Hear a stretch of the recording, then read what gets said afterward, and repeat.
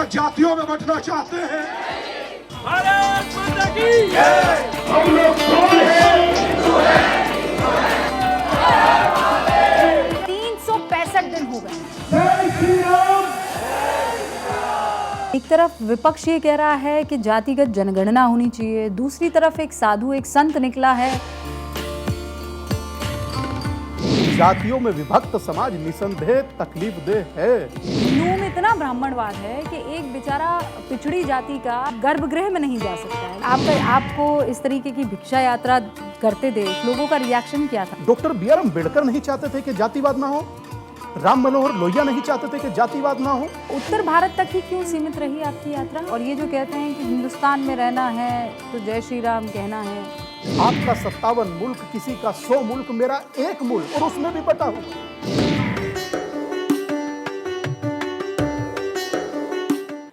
नमस्कार, आप सभी का बहुत बहुत स्वागत है। मेरा नाम रोबिका लियाकत है। आप जानते हैं कि इस वक्त देश में राजनीतिक तौर पर और सामाजिक तौर पर जाति को लेकर युद्ध छिड़ा हुआ है।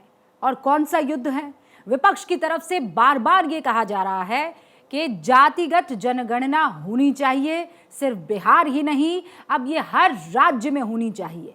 लेकिन इसके ठीक इतर स्वामी दीपांकर, महाकालेश्वर आश्रम के संचालक, जिनके गुरु थे बाबा स्वामी ब्रह्मानंद सरस्वती,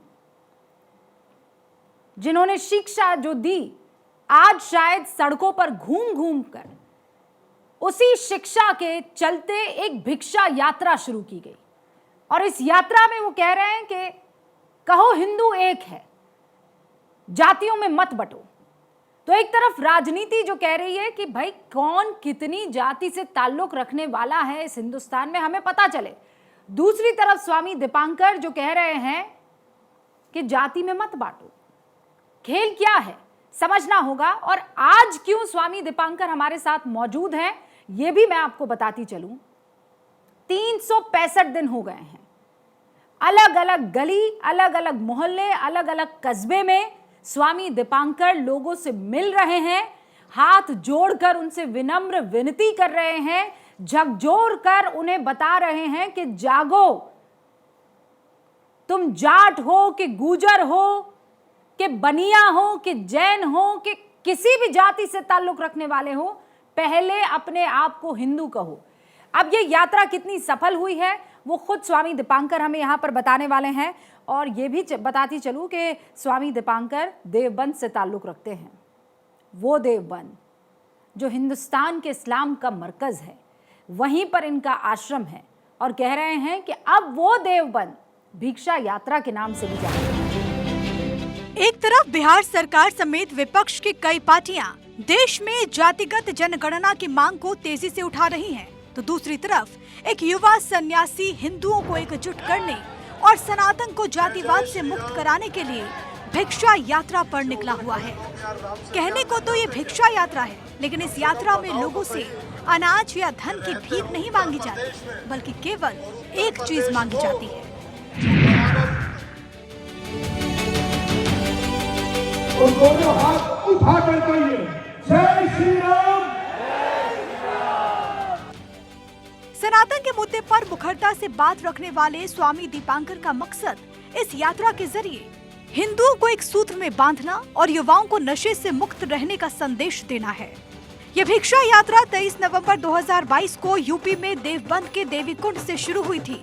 इस यात्रा के दौरान एक साल में स्वामी दीपांकर करीब 50 लाख लोगों को पहले राष्ट्र नो कास्ट का संकल्प दिला चुके हैं।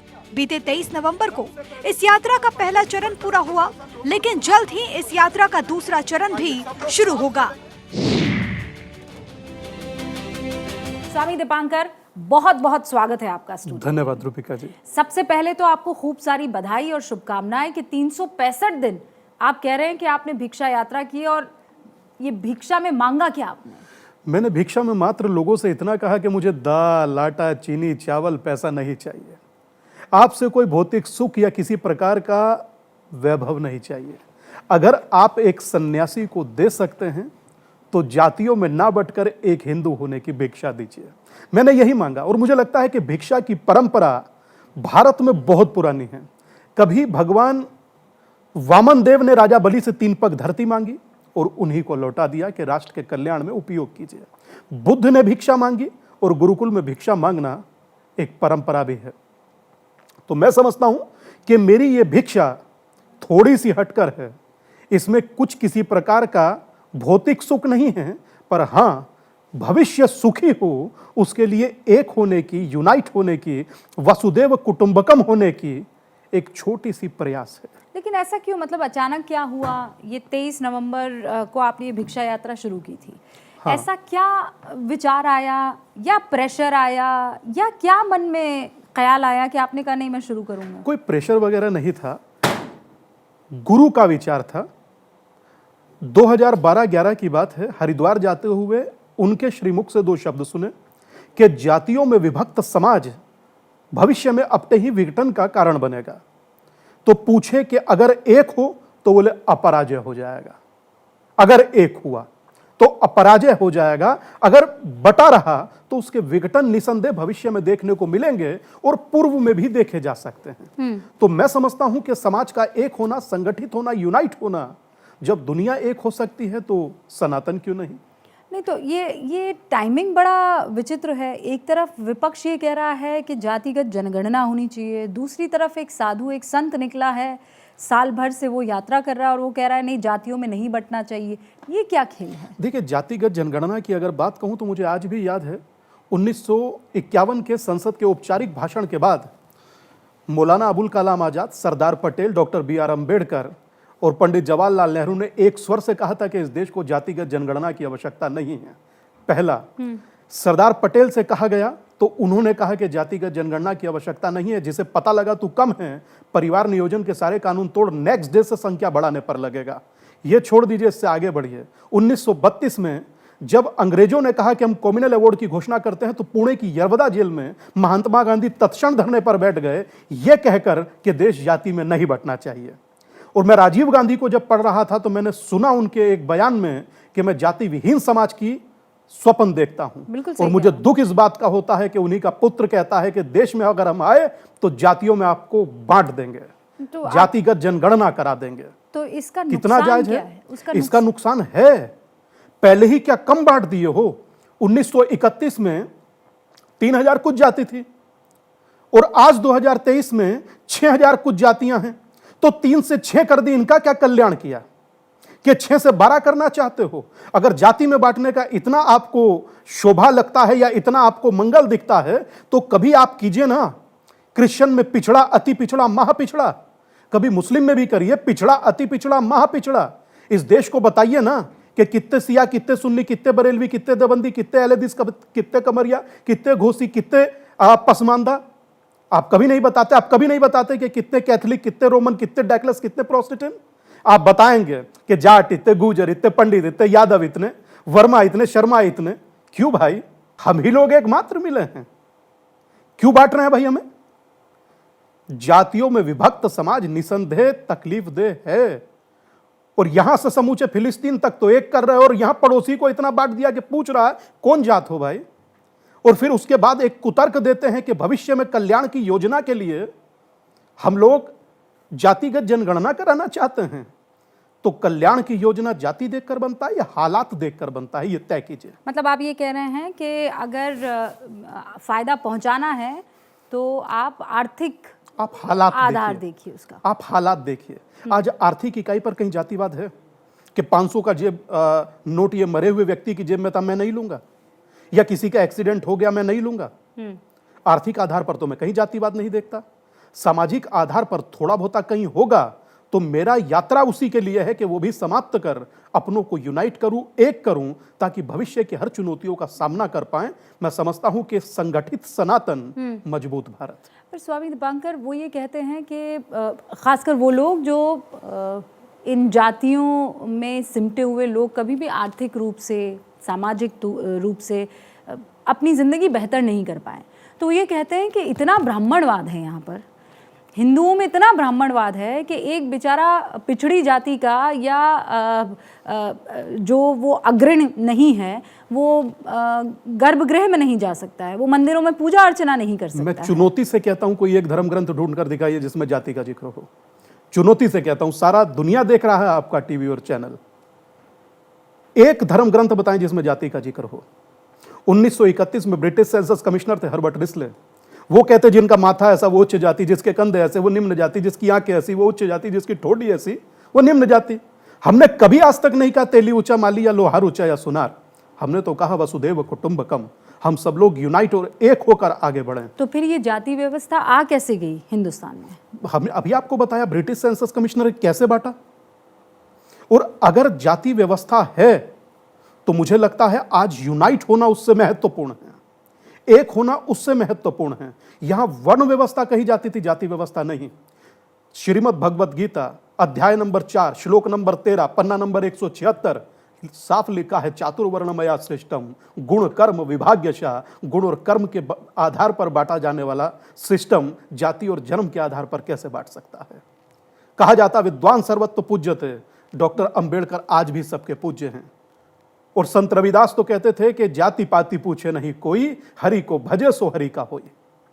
जब हरि जाति नहीं पूछता तो हम कहे जाति पूछें? वो आपको स्वामी प्रसाद मौर्य याद है जिनको आपने पहचानने से इनकार कर दिया था? मैं सही में जानता नहीं हूँ, आपको ऐसा लगता है, मैं सही में नहीं जानता, मैं कभी मिला नहीं उनसे। हुआ ये है कि भाई बड़े नेता हैं, समाजवादी पार्टी के नेता, आप उनसे मिले ना हो, लेकिन उन्होंने एक श्लोक बताया था, चौपाई मेरे ख्याल से, और उसमें कहा था कि नारी को और जो निम्न जाति के हैं उनको पीटना चाहिए। हाँ, तो मैं समझता हूँ कि little knowledge is a very dangerous thing. अधूरा ज्ञान खतरनाक है। अभिनेता को हो पिक्चर पिटती है, नेता को हो देश लूटता है। तो इनके बयानों से मुझे लगता है कुछ वोट लूट जाएंगे। उसमें है ढोल गवार शूद्र पशु नारी सकल ताड़ना के अधिकारी। ताड़ना में और प्रताड़ना में अंतर होता है दादा। Death will kill you later but your ignorance will kill you much before it. मौत तब मारेगी ना समझी पहले मार डालती है। पढ़ तो लीजिए थोड़ा सा। मुझे लगता है बिना पढ़े लिखे बिना होमवर्क किए जब इस तरीके के वक्तव्य देते हैं उसी का परिणाम देखने को मिलता है कि लोग आपसे छटक जाते हैं। अच्छा, लेकिन लोग उनसे छटक रहे हैं, आपसे आपको इस तरीके की भिक्षा यात्रा करते देख लोगों का रिएक्शन क्या था? मतलब उन्होंने आपको सुना और फिर चले गए, बात खत्म? मैं समझता हूं कि ये प्रश्न आएगा, इसीलिए मैं ये अपने साथ कागज भी लेकर आया था। पर हाँ, एक आंकड़ा भी मेरे साथ है कि आज भिक्षा यात्रा का परिवार 50 लाख को पार हो चुका, जो आंकड़ा है 50 लाख को पार। भिक्षा यात्रा का परिवार 50 लाख के पार। पर हाँ, कुछ लोगों से मैंने आज तक किससे कुछ नहीं मांगा, मगर कुछ लोगों ने कागज दिया है विद नोटरी कराकर। कोई कागज, कोई खत नहीं है लिखा हुआ, कागज पर दे दिया या कोई लेटर है लिख कर दे दिया, नहीं, विद नोटरी हुआ, सर्टिफाइड हुआ वो कागज है। मैं चाहूंगा आचार्य जी अगर जो आप आज्ञा दे तो बुला लें एक बार। हाँ, बिल्कुल, आचार्य जी जरा कागज दीजिए। ये वो कागज हैं जो लोगों ने स्वयं से दिए हैं, मांगे नहीं गए। दीजिए इधर, ये कार्ड भी रखिए इधर, छोड़ दीजिए, जाइए। ये वो कागज हैं। शायद मैं समझता हूं कि इससे बड़ा प्रमाण इस भारत में कुछ नहीं हो सकता कि एक सन्यासी यात्रा करे और उस यात्रा में लोग ये कागज देकर कहें कि हम लोग एक हैं, यूनाइट हैं, हिंदू हैं और हिंदू ही रहेंगे, जातियों में नहीं बटेंगे। हाँ, नोटरी है, हाँ, ये नोटरी है। उधर नोटरी है, आप इधर देखिए, इधर नोटरी है, और बहुत स्पष्ट लिखा है, ना तो जातियों में बटूंगा ना अपनों को बटने दूंगा। मैं समझता हूं कि हाथ कंगन को आरसी क्या, पढ़े लिखे को फारसी क्या। अगर किसी एक सन्यासी को इतना प्यार मिलने लगे, मैं समझता हूं हर दिशा से सन्यासी निकलेगा। हाँ। ये तो मात्र कार में रखा था, थोड़ा सा कागज तो मैं लेकर आ गया। अभी ऐसे आश्रम में बंडल पड़े हैं जिनमें हजारों कागज हैं। तो ये लोग कौन है? मतलब सौरभ, वरुण, प्रमोद, ये जो मैं पढ़ पा रही हूँ, हिमांशु, गौरव, ये लोग कौन हैं? ये वो हैं जो कह रहे हैं कि अब हम जाति में नहीं बटेंगे। ये सब हिंदू हैं आदरणीय, और ये हिंदू होने का, हालांकि इनसे मांगा नहीं गया, ये प्रमाण दे रहे हैं। हाँ। हम लोग शादी ब्याह में जाते हैं, शादी ब्याह के कार्ड छपते हैं।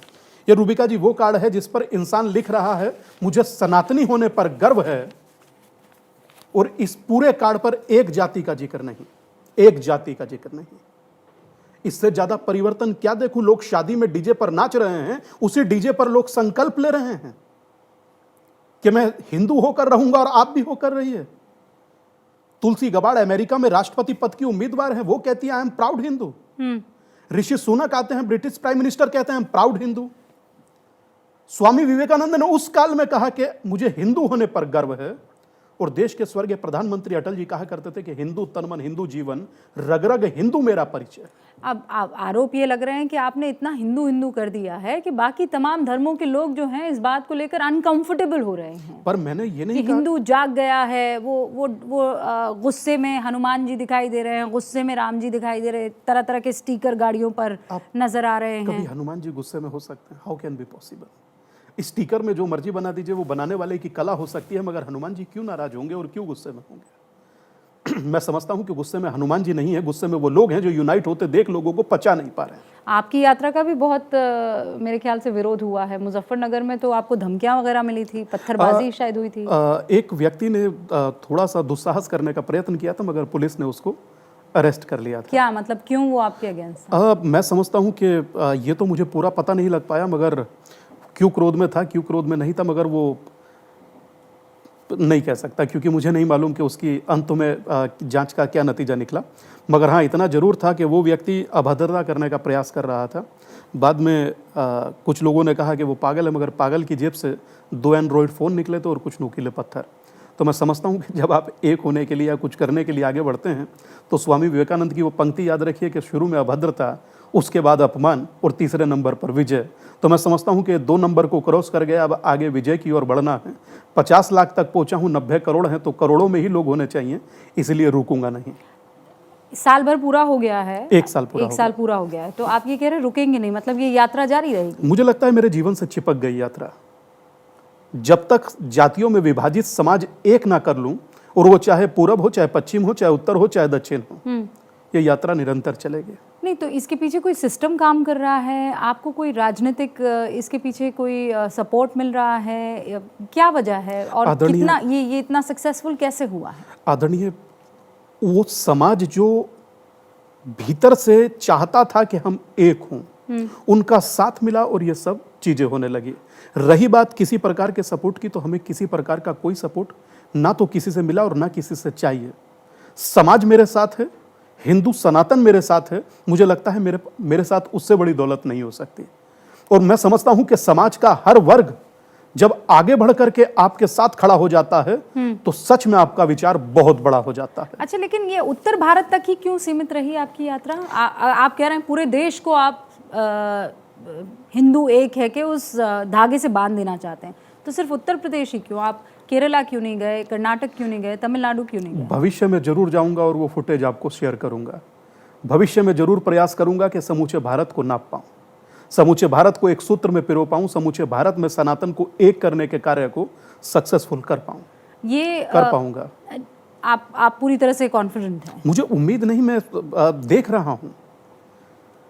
देख रहा हूं कि जहां लोगों को इनवाइट करने पर भी लोग नहीं आते, वहां मात्र एक वीडियो सुनकर के लोग आ जाते हैं और हजारों की तादाद में आ जाते हैं। अच्छा, आपके साथ संत समाज कितने बड़े लेवल पर है? ये तो आपने कहा कि समाज के लोग आपके साथ है, लेकिन क्या संत, साधु और ये जितने भी धर्मकांड से जुड़े हुए लोग हैं, वो आपकी इस बात से अग्री करेंगे? हजारों लोग साथ हैं, हजारों सन्यासी साथ हैं। अगर आप कहेंगे तो मैं आपको प्रेष भी कर दूंगा। हरिद्वार के अंदर जब ये भिक्षा यात्रा हुआ, तो वहां सैकड़ों हजारों सन्यासियों ने उसमें सम्मिलित हुए, और सैकड़ों सन्यासियों ने यह बात कही कि अब हमारे पास आने वाले भक्तों को पहला प्रण और संकल्प यही दिलाया जाएगा कि जातियों में विभक्त ना होकर के एक हिंदू होकर रहें। ये कभी हो पाएगा? मैं हो रहा है। पहले आप कार में जाति लिखी देखते थे, पीछे आज आप हिंदू लिखा देखते हैं। अब ये हो रहा है। पहले आप कावड़ जब लोग लेकर जाते थे तो उनके टी शर्ट पर बोल बम बम बम लिखा होता था। बोल बम बम बम आज भी लिखा होता है, हिंदू 17 से 18 लाख कावड़ियों की टी शर्ट पर था। अगर हिंदू शब्द वर्तमान में प्रचलन में आ रहा है या हिंदू होने पर लोग गर्व कर रहे हैं, और मैं समझता हूं रूबिका जी हम हिंदू हैं, तो हिंदू होने पर गर्व होना चाहिए। तमाम नदियां जिसमें आकर गिरे वो सिंधु हैं हम, हमें गर्व है स्वयं पर, दादा हिंदू हैं हम, तो हमें हिंदू होने पर गर्व होना चाहिए, और ये गर्व किसी के लिए चुनौती नहीं है। नहीं तो आप ये कह रहे हैं कि हमें गर्व है, वहाँ स्टालिन कह रहे हैं कि उदयनिधि स्टालिन, वो कह रहे हैं कि ये मलेरिया है, ये डेंगू है। फिर उनसे एक कदम आगे बढ़ के वहीं पर एक और बड़े नेता साहब हैं जो कह रहे हैं कि ये तो HIV है। देखिए आदरणीय, जिस समय कोई उठकर कहेगा कि सनातन का उन्मूलन कर देना चाहिए तो कोई सन्यासी उठेगा। जब कोई व्यक्ति इसको HIV कहेगा, डेंगू मलेरिया कहेगा तो कोई सन्यासी उठेगा।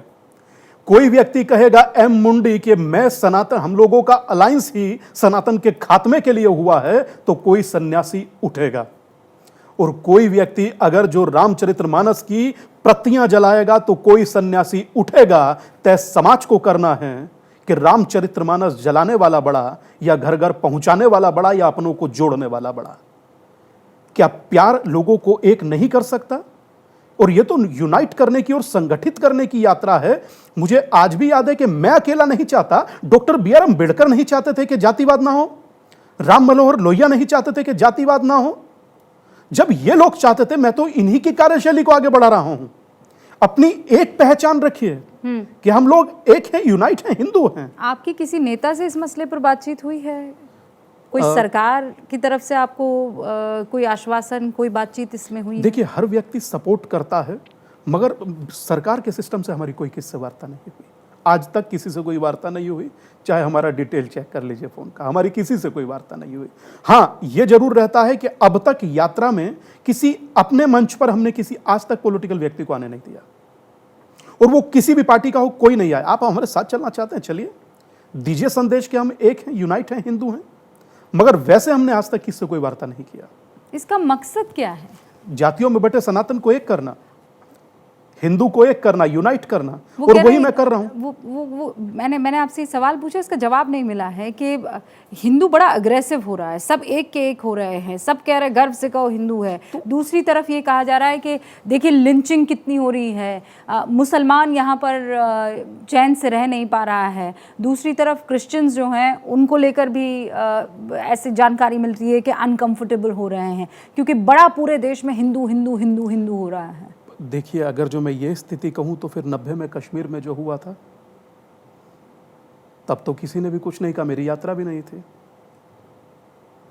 तो ऐसे एक नहीं अनेक वृतांत हैं, मगर मैं उनमें जाना नहीं चाहता, क्योंकि मैंने अपने 365 दिनों में एक शब्द किसी के विरुद्ध नहीं बोला, चाहे मुस्लिम हो चाहे क्रिश्चियन हो। वो लोग अपने धर्म को लेकर तटस्थ हैं और एक हैं, होना चाहिए। मैं ये नहीं कह रहा हूं कि नहीं हूं, मगर अगर मैं अपनों को एक कर रहा हूं तो उसमें क्या प्रॉब्लम है? कर्नाटक सरकार का एक मंत्री जमील खान ये कहते हैं कि हम लोगों ने जमात में जाकर के, उलेमाओं से मिल करके, मस्जिद में जा करके सब लोगों को एक किया, 14% वोट कांग्रेस पर पड़ गया। जमील खान कहे ठीक है, मगर मैं अपनों को एक करूं तो गुनाह है। पर फर्क इतना है, वो वोट के लिए एक कर रहे हैं, मैं सिर्फ भारत की समृद्धता के लिए एक कर रहा हूं कि हम लोग एक होकर भविष्य में हर चुनौती का सामना कर सकते हैं। इस वक्त हिंदुत्व के लिए ये काल कैसा लग रहा है आपको? कैसा अमृतकाल है। अमृतकाल? निसंदेह। क्यों? क्योंकि मुझे लगता है कि मैं 365 दिन की यात्रा कर पाया, ये अमृतकाल, वरना 3 दिन पार हो पाता। जो लोग ये कह रहे हैं कि हमारा गठबंधन ही सनातन के खात्मे के लिए हुआ है, मतलब इससे बढ़कर और क्या कोई सनातन के खात्मे की बात कर सकता है भारत में? अच्छा, वहां पर भी हम एक ना हो। आपका 57 मुल्क, किसी का 100 मुल्क, मेरा एक मुल्क, और उसमें भी बटा हुआ। ये बात तो है, उसमें भी बटा हुआ। और हम लोगों के साथ तो यह हुआ कि मैं नहीं कहना चाहूंगा, वो दिशा ही अलग हो जाएगा, मगर हां इतना जरूर है कि हम लोगों को, जब तक आप ब्राह्मण हैं तो बूंद भर हैं, जाट यादव त्यागी गुजर हैं बूंद भर हैं, मगर आप हिंदू हैं तो आप समंदर हैं। और जो समंदर है, बड़ा है, वो सबको प्यार करता है, किसी से कोई उसका गिला शिकवा नहीं होता, मगर वो यूनाइट हो। नहीं, गर्व से कहो हम हिंदू हैं तो समझ में आता है। और ये जो कहते हैं कि हिंदुस्तान में रहना है तो जय श्री राम कहना है, कहने की जरूरत नहीं, लोग खुद ही कहते हैं, खुद ही कहते हैं, कहने की जरूरत नहीं है। मुझे आज भी याद है, अमीर खुसरो कहा करते थे, छाप तिलक सब छीनो तो उससे नाई ना मिलाए के, तब तो हमने नहीं कहा। और बुल्ले शाह कहते थे कि आज होली खेलूंगी बिस्मिल्लाह, आज खेलूंगी होली रसिया क्या है बिस्मिल्लाह, ये तो तब हमने नहीं कहा। तो इस देश की परंपरा है, हम लोग सब एक हैं, यूनाइट हैं, और हम लोगों को रहना चाहिए। मगर ये जो यात्रा है, ये यात्रा अपनों को जोड़ने की है, सनातन को जोड़ने की है, यूनाइट करने की। अच्छा, ये सनातन और हिंदुत्व में फर्क क्या है? अब आपने सुना होगा विपक्ष के नेता बार बार ये कहते हैं कि हिंदू और हिंदुत्व में फर्क है। ये जो हिंदुत्व है ये बड़ा खतरनाक है, ये आरएसएस का हिंदुत्व है, ये विश्व हिंदू परिषद का। Little knowledge is a very dangerous thing. आप सूरज से उसकी रोशनी अलग कीजिए और सेब से उसका रस अलग कीजिए। How can be possible? आप बोलते हुए सोचते तक नहीं है, और उसके बाद आप कह देते हैं कि हिंदू और हिंदुत्व में अच्छा अंतर बताइए क्या है। अपने आप से बोल दिए 4 घटना घटा करके, वो भी आप ही ने घटाया होगा, और उसके बाद सबको अलग कर दीजिए। अलग करने की तो परंपरा है ही। मैं अभी ना कहा कि राजीव गांधी जी कहते थे कि मैं देश जाति विहीन देखना चाहता हूं, मेरा स्वप्न यह है, और सुपुत्र कह रहे हैं कि मैं जातिगत जनगणना कराऊंगा। मतलब मैं समझता हूं कि जब उन्होंने भी यात्रा किया, भारत जोड़ो यात्रा, तो मेरा मन था कि वो उस यात्रा से समझ पाएंगे कि समाज को एक होना चाहिए। अच्छा, वो तो दोनों एकदम साथ में ही थी ना, एक उनकी भारत जोड़ो यात्रा और एक आपकी भिक्षा यात्रा। बिल्कुल, मैं समझता हूं कि उनकी यात्रा 100 दिन रही, और ये आपकी जो यात्रा भिक्षा यात्रा, ये भिक्षा यात्रा अब तक भारत में सबसे लंबी अवधि तक चलने वाली यात्रा बनी। पर वो हिंदू, मुसलमान, सिख, ईसाई सबको जोड़ रहे थे, आप हिंदुओं को जोड़ रहे हैं। बड़ी नाइंसाफी नहीं है? मैं समझता हूं कि क्या इस्लाम के नाम पर मुस्लिम एक नहीं है? क्या क्रिश्चियनिटी के नाम पर पूरी वेटिकन सिटी नहीं बसा? अपने हिंदुस्तान में तो हिंदू एक हो जाए, जो एक नहीं है उसे एक कर रहा हूं। नहीं, वो उनको एक कीजिए, कोई दिक्कत नहीं है, पर वो ये कह रहे हैं कि हिंदुस्तान में तो सभी रहते हैं ना। हाँ, तो आपने उन सबको एक क्यों नहीं किया है? देखिए, मैं समझता हूं कि जातिवाद हर जगह है, उनकी तरफ से कोई उलेमा खड़ा हो और जरूर एक करे। अगर मैं वहां जाकर एक करूंगा तो शायद वो प्रभाव ना हो जो किसी अन्य उलेमा का या मजहबी रहनुमा का होगा। मेरा कर्तव्य जहां तक है, मैं हिंदू का दिया फोन रखता हूं, हिंदू का दिया वस्त्र पहनता हूं, हिंदू की दी कार में चलता हूं। मेरा कर्तव्य है कि जातियों में बटे हिंदुओं को एक करूं। नहीं, तो यहाँ पे हिंदू अलग और मुसलमान अलग ऐसा है? आपके मन में मुसलमानों को लेकर क्या भाव, क्या विचार है? देखिए, अपने जीवन को बहुत अच्छे से जिए, आनंद से जिए, मेरी बहुत शुभकामनाएं हैं। मगर मेरा स्वयं के लिए और अपनों के लिए इतना है कि संगठित हो, विभक्त ना हो जातियों में। क्योंकि जब भी आप एक होते हो, आप सुनामी के जैसे वेग होते हो। जो बात आप कह रहे हैं ना, इस कुछ सालों पहले तक मुसलमानों को लेकर ऐसे ही उलेमा आते हो तो कहते थे मुसलमान खतरे में है, मुसलमान को एक हो जाना चाहिए, दुनिया में जहाँ जिस मुल्क में मुसलमान है उन सबको एकजुट होना चाहिए, एक मुश्त होना चाहिए, क्योंकि अगर ये अलग अलग रहा तो ये ख़त्म हो जाएगा। आज वही बात आप भी कह रहे हैं। मैं मात्र कह रहा हूँ कि कम से कम अपने घर में तो एक रहिए। परिवार में 4 लोग होते हैं, एक होते हैं ना। जब परिवार में 4 लोग एक होकर रह सकते हैं तो हम पूरे भारत में एक होकर क्यों नहीं रह सकते? मुझे जब प्रतीत होता है, जब आप ऐसा कहती हैं कि बोले कि आप हिंदू को ही क्यों एक कर रहे, बटा हुआ ही हिंदू है, इसीलिए एक उसी को कर रहा हूं। काश के कोई दूसरा बटा होता तो उससे भी कहता। जो बटा हुआ है आप उसे ही ना जोड़ सकते। ये बात तो आपने पते की है।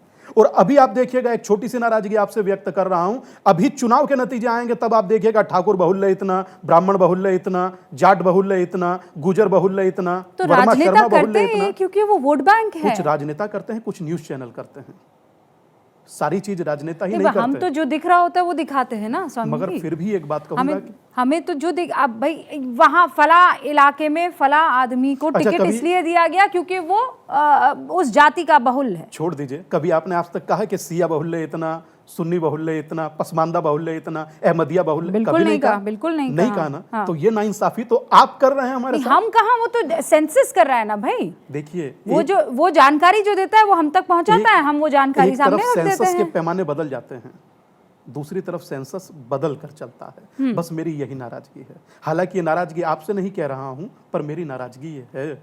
और मेरी उम्मीद है, जब महात्मा गांधी ने छुआछूत के विरुद्ध एक अनशन किया था तो अनुच्छेद 17 बना था। लेकिन स्वामी जी ये बात तो सही है ना, ये बात तो आप मानेंगे ना कि ये हिंदू हिंदू हिंदू ये भिक्षा यात्रा तक बहुत अच्छा लगता है, लेकिन जैसे ही आपके इलाके में मान लीजिए जाट बहुल इलाका है और आप वहाँ किसी नॉन जाट कैंडिडेट को उतार देते हैं तो वो उसको वोट नहीं करता है।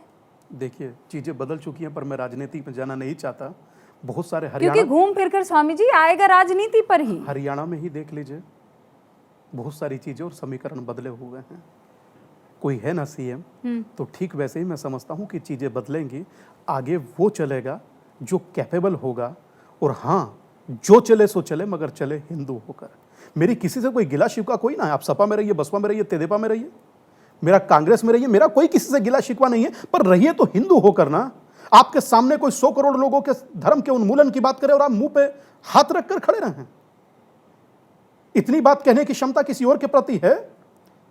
बोनवीटा भी पी ले तो खड़े नहीं हो पाएंगे, पांव कांपने लगेंगे, डॉक्टर बुलाना पड़ेगा।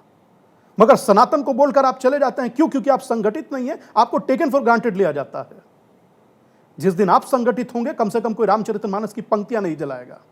जिस दिन आप संगठित होंगे, कोई श्रीमद् भगवत गीता में जिहाद नहीं बताएगा। आप लोग कह सकते हैं ये भड़का रहे हैं स्वामी जी, बैठ भड़का कह रहे हैं, बता रहे हैं।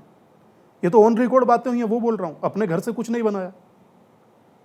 जो अब से पहले यहां पर परम आदरणीय, प्रातः स्मरणीय और रात्रिकालीन वंदनीय बोल कर गए हैं, मैं तो वही बता रहा हूं। दीपांकर स्वामी ने खुद तो कुछ नहीं बनाया। तो हाँ, इतना जरूर कहूंगा, एक हो, यूनाइट हो, ताकि आपकी भी रक्षा हो, आपके धर्म की भी रक्षा हो, और धर्मो रक्षते रक्षिता। भाई, ये आरोप लगते हैं कि जब जब बीजेपी सत्ता में होती है, ये हिंदू इसी तरीके से जागता है, बहुत इतराने लगता है, गर्वान्वित होने लगता है। अपने धर्म पर गौरवान्वित होना कहाँ गुनाह है? जब सपा की गवर्नमेंट थी, 11-12 की बात है, उस समय भी आश्रम में बाबा ने धर्म संसद किया था। लोगों को आने नहीं दिया गया, उसके बाद भी लोग आए, कीचड़ में से आए, बारिश हो रहा था। हमें हमेशा इस बात का गर्व रहेगा कि मैं हिंदू हूं, सनातनी हूं और भारत में जन्मा हूं। इससे बढ़कर मेरे लिए कोई गर्व नहीं हो सकता। अच्छा, आपने अभी अभी कहा था कि अमृतकाल है ना? तो ये अमृतकाल कैसे है? क्या मतलब? ये अमृतकाल है वो कि राम मंदिर बन रहा है इसलिए अमृतकाल है, काशी विश्व कॉरिडोर बन गया है इसलिए अमृतकाल है? नहीं, देखिए, वो सरकार का काम है। मोदी रूल कर रहे हैं इसलिए अमृतकाल है। पर देखिए, मुझे इतना जरूर खुशी और प्रसन्नता होती है कि आज़ादी के बाद कोई प्रधानमंत्री जन्मभूमि पर कृष्ण के दर्शन करने गए। मेरी प्रसन्नता है ये। मेरी प्रसन्नता है कि कोई निर्भीक भाव से गंगा में खड़े होकर एक रुद्राक्ष की माला घुमा लेता है।